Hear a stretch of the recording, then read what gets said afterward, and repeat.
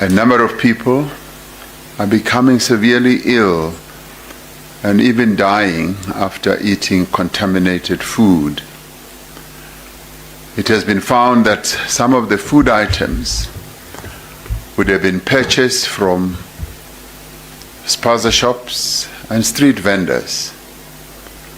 Since the beginning of September in 2024, there's been a total of 890 reported incidents of foodborne illnesses across all our provinces. Gauteng and KwaZulu-Natal have been the most affected, with Limpopo, Free State and Mpumalanga also recording dozens of incidents.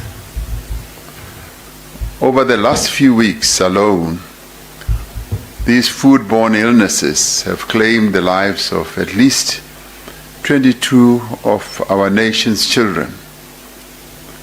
Last month, there was a major foodborne incident in Naledi in Soweto, in which 6 children died.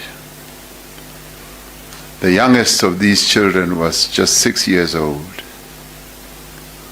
Few words can adequately convey our sadness and our pain as a nation. Our thoughts and prayers are with their families as they go through the pain and the anguish of losing their children. Losing a child is something that no parent should ever have to go through and endure. The young children who died were not just the children of their families, they were our nation's children. Our people have every right to be upset and to be angry in the face of such tragedies. At a time like this, we need to unite as a country and work together to end these deaths.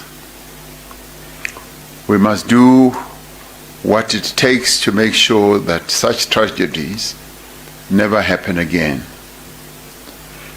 As soon as the deaths occurred, multidisciplinary teams in government were activated to address these incidents. These teams included police, health officials, environmental inspectors, Department of Agriculture officials, and officials from the National Consumer Commission.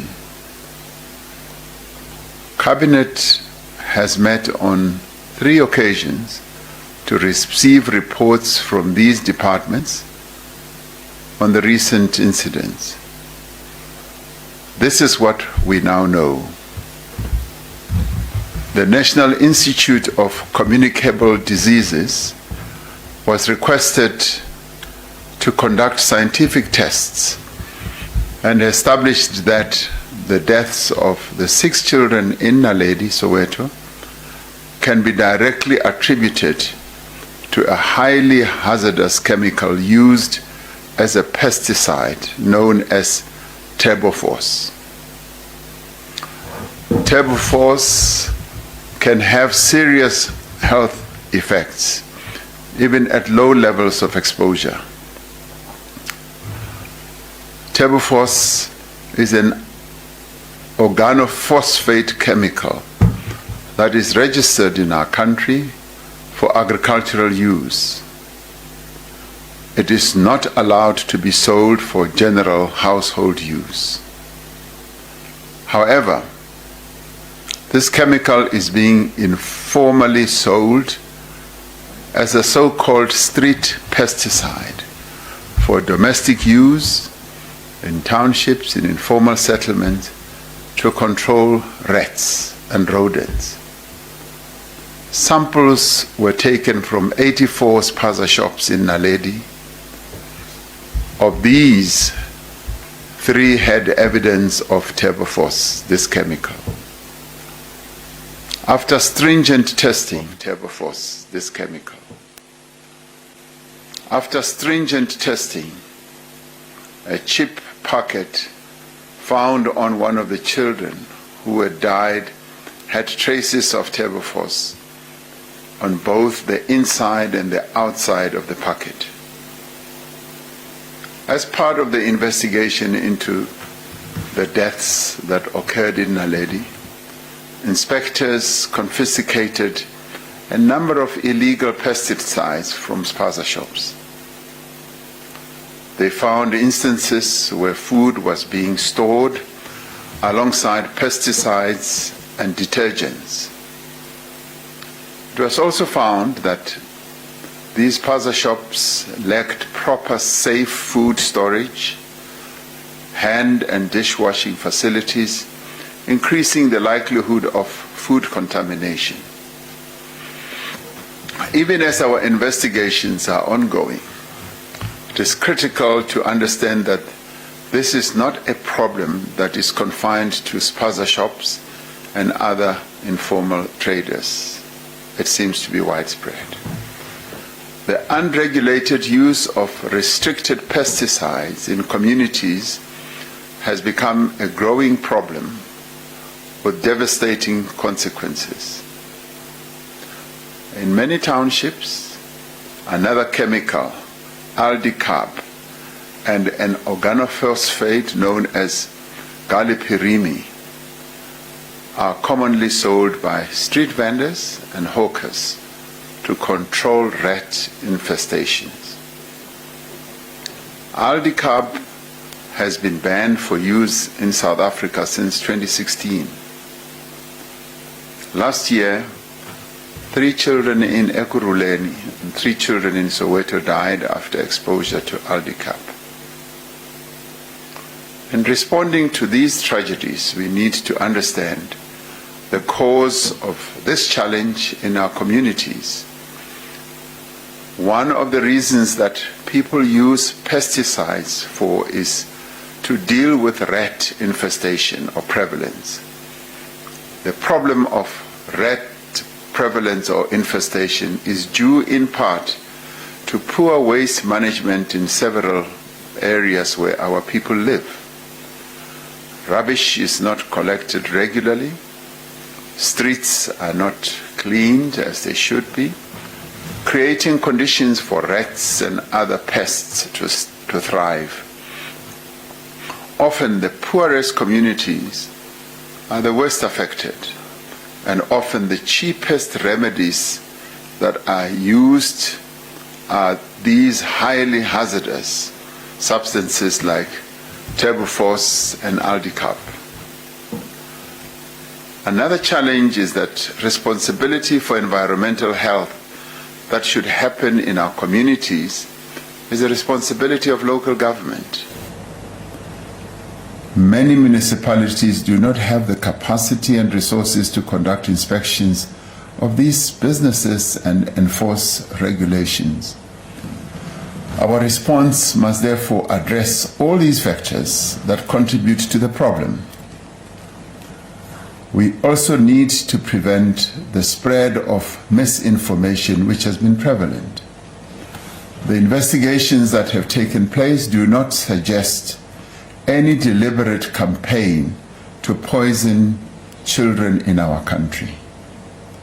There is also no evidence that the problem is confined to spaza shops that are owned by foreign nationals only. These products are just as likely to be sold in shops that are also owned by South Africans. We all have a duty as the state, as a society, as parents and families to protect those amongst us who are most vulnerable, and these are our children. Following the special meeting of Cabinet, we have decided to make the following interventions.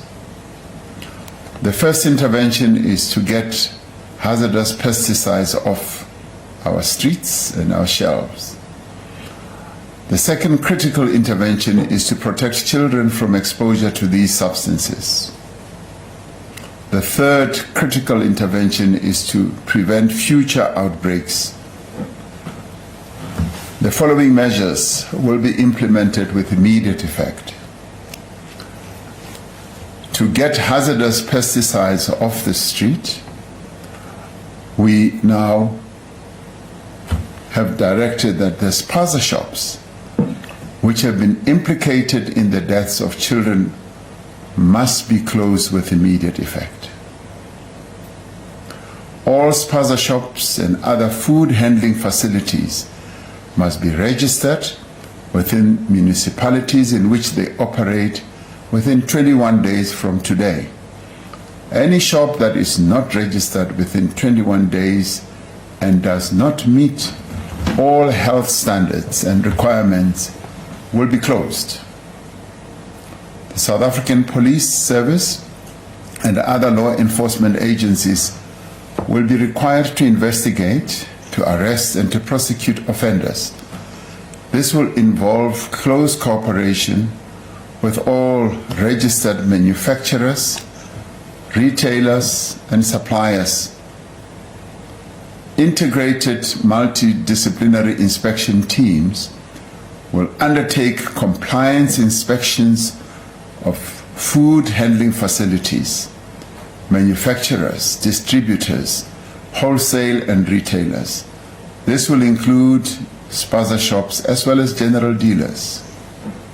Non-compliant businesses and shops linked to any poisoning incidents or found to unlawfully stock hazardous chemicals will be shut down and the law will take its course.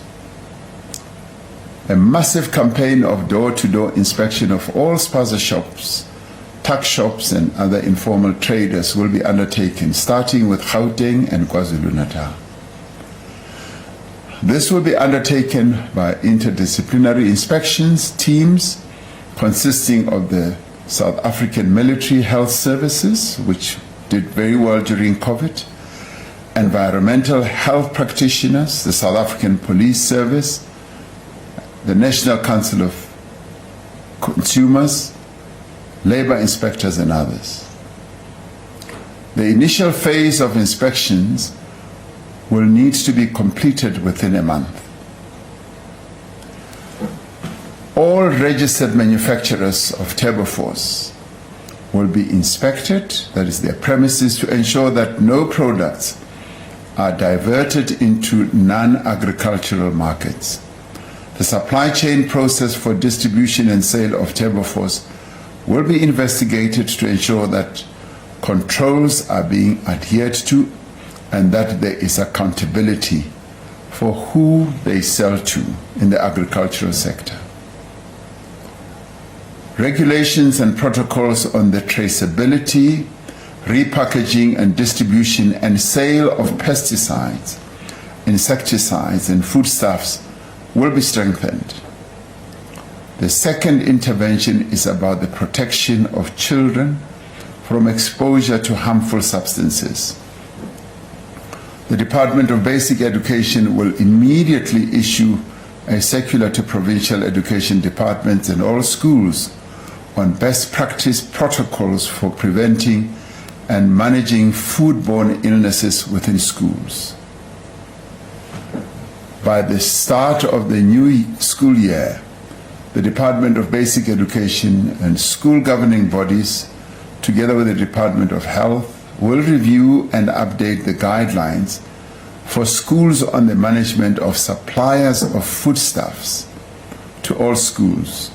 This will include tuck shops operated at these schools and indeed everyone who sells food just outside the school premises.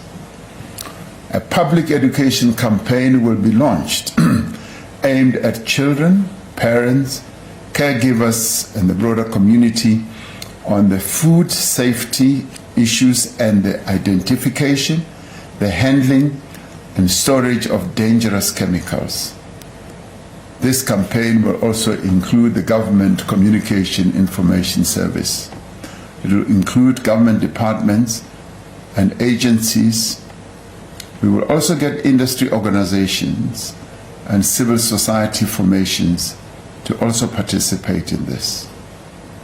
And this will be complemented by a public education campaign aimed at communities, owners of shops, informal traders and other retailers on health, safety and hygiene regulations, and the identification of hazardous products and regulations that apply to hazardous products and the legal consequences if these are not adhered to.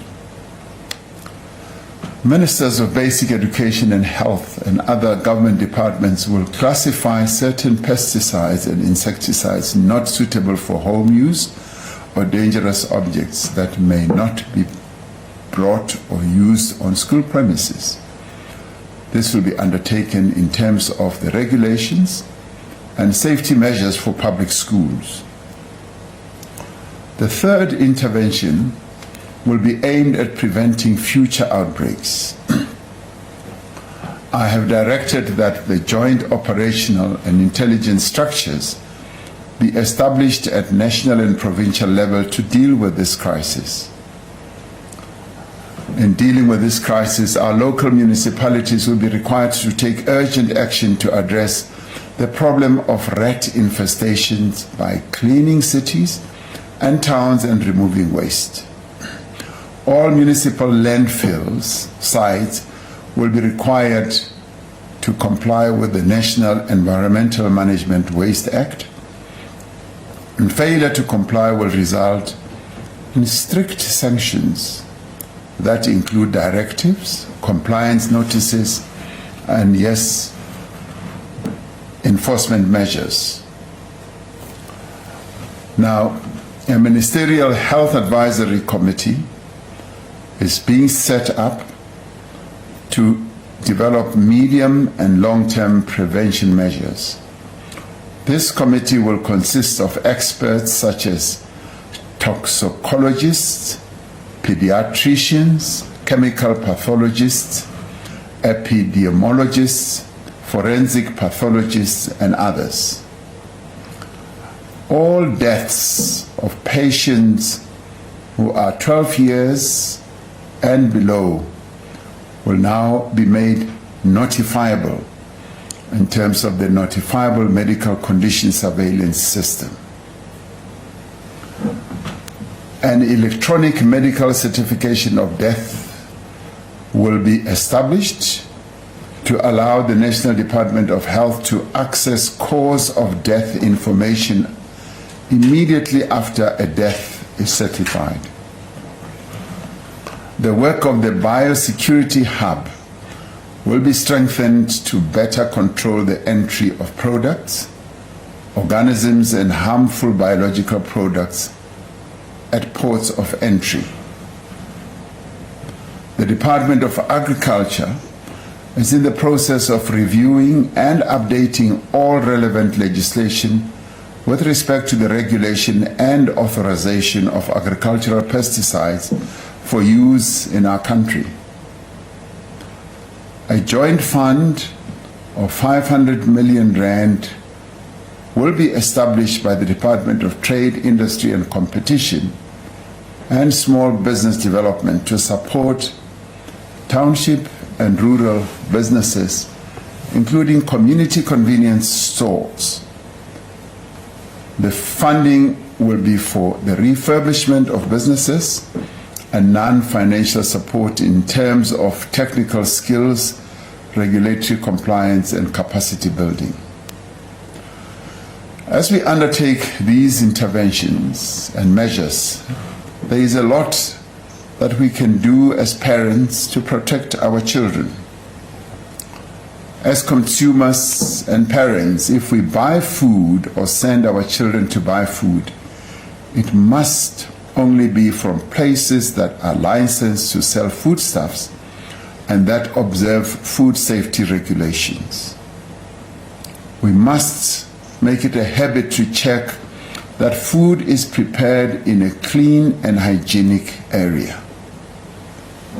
We must make sure that foodstuffs being sold have a clear branding and labels. The names of the manufacturers must be clearly depicted, and that they do not have expiry dates that have long passed.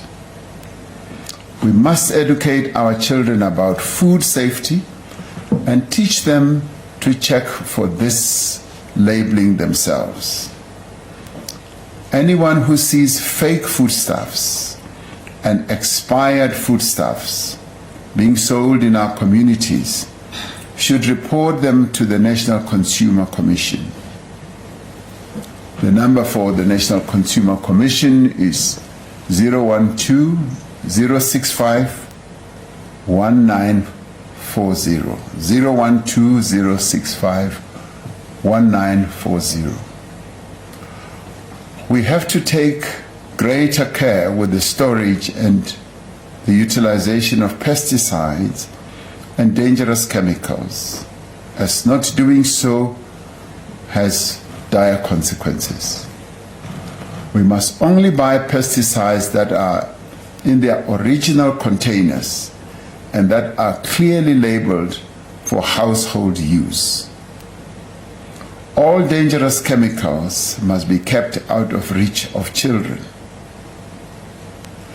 Spaza shops and street vendors have a special responsibility for the health and safety of their customers. They need to operate responsibly and in terms of our laws. They need to observe certain basic practices about food safety. For example, they must not use the same containers or implements for chemical substances and food. Only pesticides and chemicals registered for household use may be sold. They must be clearly labeled and in their original packaging. Establishments found to be in possession of pesticides that are restricted or banned will face legal consequences. Once again, South Africans are called to work together to overcome this great difficulty that has befallen us.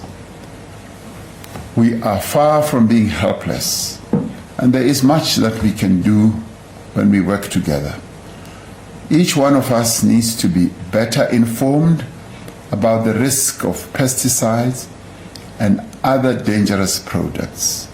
And we need to be informed about the safety of the food that we consume. Each of us needs to take responsibility for the safety and well-being of those around us, particularly the children of our nation. And I do believe that by working together, by enforcing the law, by being alert and responsible, we'll be able to bring an end to these tragedies. Once again, we extend our condolences to the families of the children who have passed away and hope that the Almighty God will give them strength to go through this very difficult period that they are going through. Morena boloka setjhaba sa heso, Modimo wa patutshetse Afrika Tshipembe, Morena o boloke setjhaba sa heso, Nkosi sikelele Africa, God seën South Africa, and God